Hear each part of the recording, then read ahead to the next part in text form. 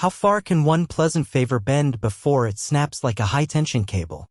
Robert Kingsley spent 38 years pushing worry and birthday cards through other people's doors, memorizing addresses like prayers. Retirement lasted 4 days before the universe shoved a side quest into his arthritic hands. A flash flood pounded Prairie Lane the afternoon he saw Evelyn Ward, thin, rain-soaked, arms full of busted grocery bags, stumble across her driveway. Instinct blurred thought. Robert sprinted, scooping cans and oranges with the reflex of a man who once hot-potatoed angry terriers.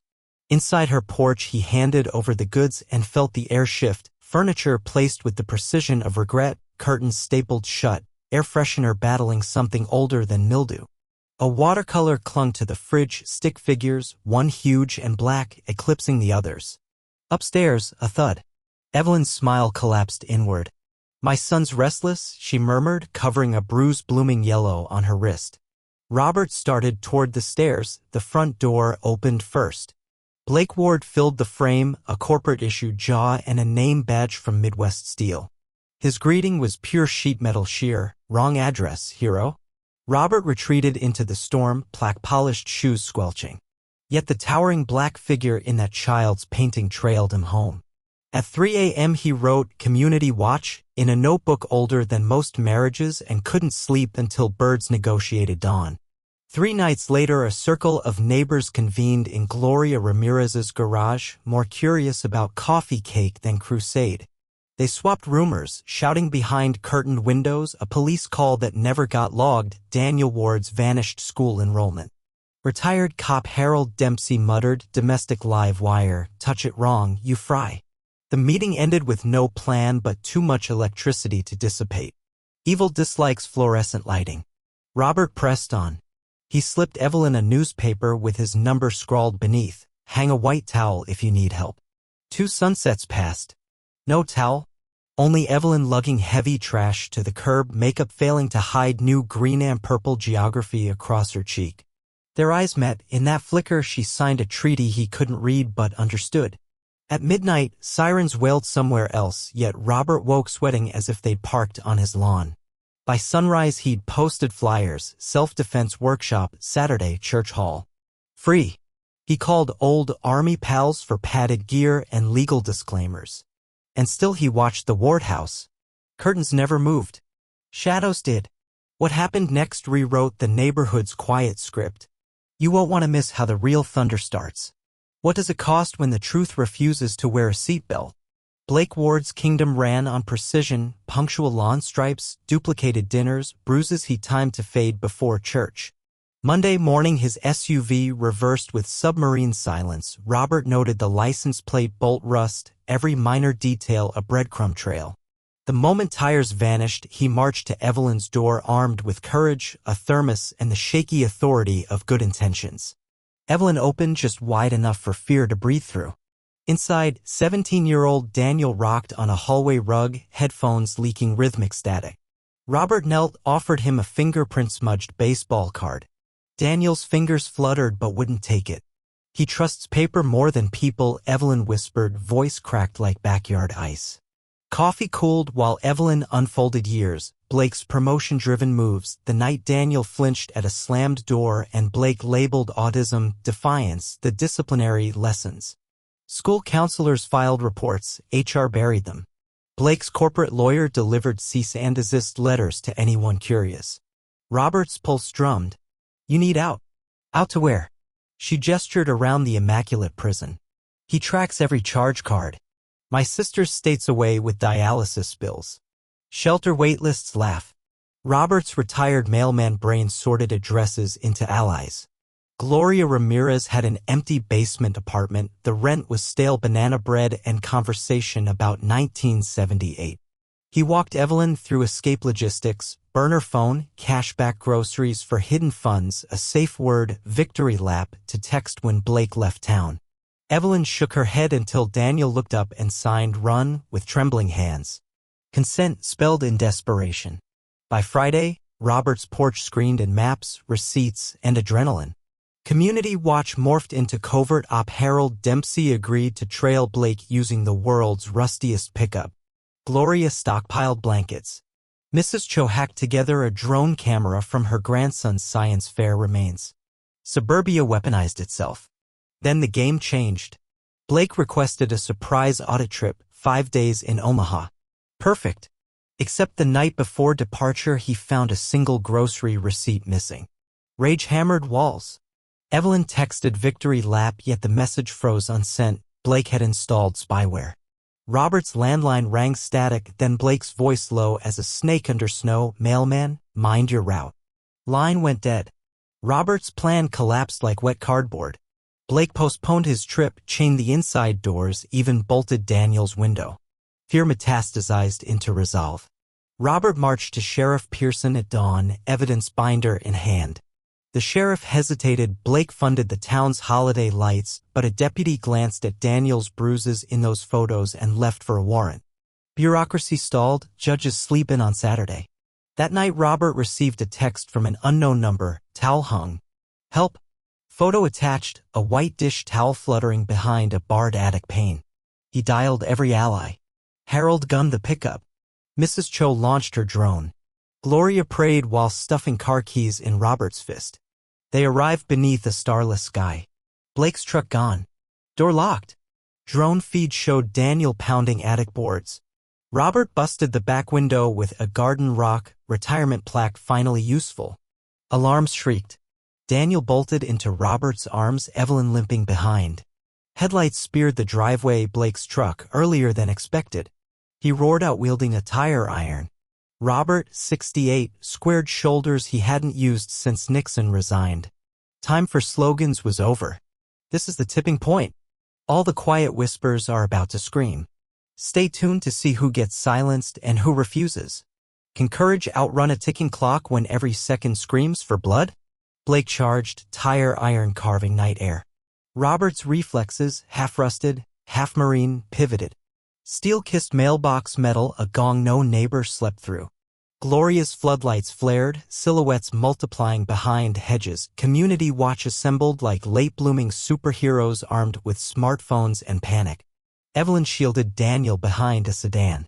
Blake swung again, Robert blocked with a trash can lid, sarcastic salute, returned to sender. Sparks flew. The clash staggered across lawn and sprinkler heads until Harold's pickup screeched curbside. The ex-cop emerged, shotgun unloaded but menacing. Put it down, Blake. Police sirens crescendoed. Blake barked, I own this block, and lunged.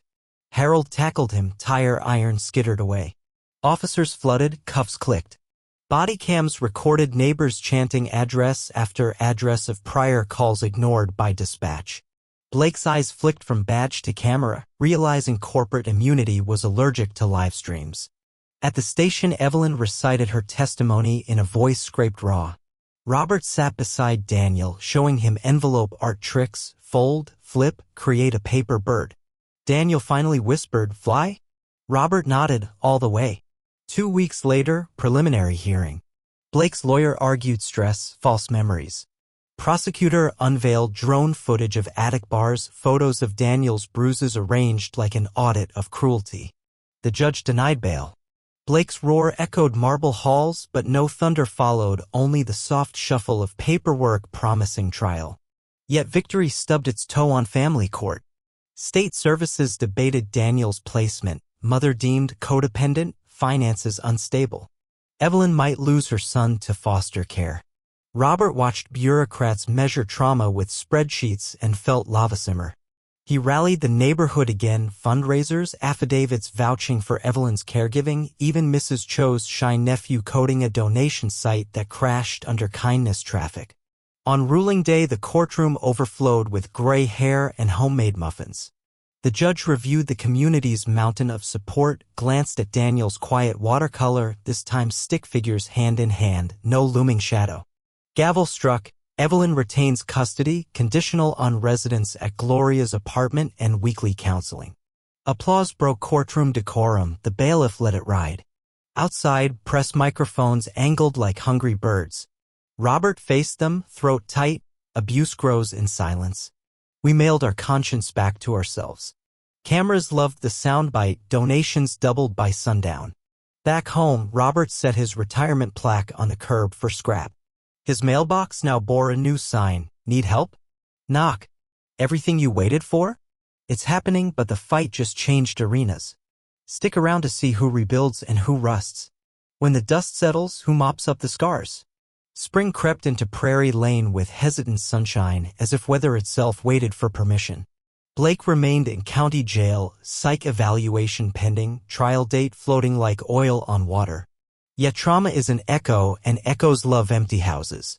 Evelyn, Daniel, and Robert met each dawn on Gloria's porch. Coffee steamed, silence thawed. Daniel painted daily, first a cracked mailbox, then one stitched together with gold leaf, finally a landscape, storm clouds parting above 3 figures, colors bold, deliberate. Robert framed it in the church hall where Community Watch held weekly classes, self-defense, budgeting, legal literacy. Corporate suits visited town, sniffing reputational damage. Midwest Steel issued a statement about isolated personal matters. The Holiday Lights Fund quietly doubled. Guilt is tax deductible. Robert redirected half toward a scholarship labeled Run, Daniel, Run. One gray afternoon, Blake's lawyer offered a plea. No contest, mandatory counseling, 5-year restraining order. Evelyn's stomach flipped. Daniel's therapist warned of re-traumatization if trial dragged on. Robert listened, eyes on a sparrow trapped inside the courthouse atrium. We free it or it breaks its neck, he muttered. Evelyn nodded. She wanted freedom more than vengeance. Blake pleaded no contest. Court banned him within 500 yards. He exited, ankle monitor blinking like a dying star. No cheers, only the rustle of restraining orders printing. Life didn't become a postcard. Evelyn wrestled nightmares, Daniel flinched at doorbells, Robert's knees forecasted rain. Yet healing took root. Daniel enrolled in online art classes. His first commissioned mural covered the church hall wall, a flock of envelopes unfolding into birds across a sunrise.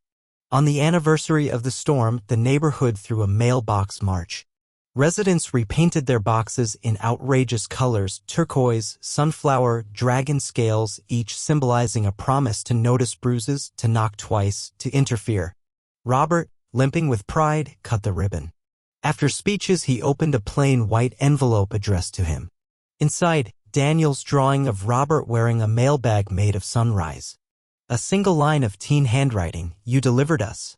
The old postman cried like window glass in winter, quietly, behind sunglasses. Sarcasm finally failed him, and that was its own small miracle. When cameras asked for a final quote, Robert smiled soft as worn leather. Storms come back. So will we. And for once the headline matched the heart. 10 years later, does the past still forward its mail? At the Merrow Falls Arts Center hangs a canvas 4 yards wide, a mail truck braving monsoon waves, headlights carving hope through rain. Tourists admire technique. Docents explain the autistic artist. Daniel Ward donated the piece to fund domestic violence shelters statewide. An elderly docent with a crooked knee limps through crowds. Robert Kingsley, honorary guide on Fridays, telling anyone who'll listen that wave there? It's supposed to look scary. But see the little bird on the roof? That's belief. Outside, thunder grumbles. Robert checks the sky, then the museum's sturdy roof, satisfied both will hold. Some storms, after all, end up framed reminders, not threats. And every exit sign over every gallery door glows white as a towel in the window, forever ready to summon help that now knows exactly where to go.